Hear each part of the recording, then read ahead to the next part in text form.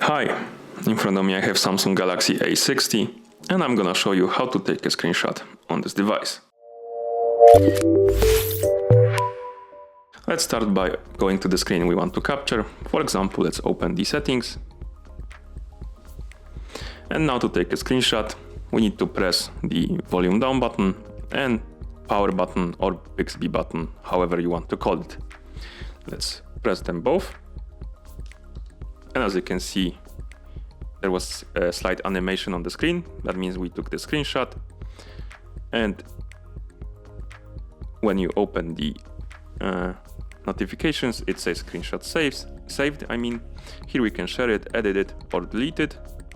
And you can also go to gallery right here to check it. When you take a screenshot, this menu here appears. You can also edit the screen right here. Oh, it didn't work. Let's try again. Oh, now it worked. You can edit it, or you can straight share it after you take a screenshot by tapping the share button right here. And that's how basically you take a screenshot on this device.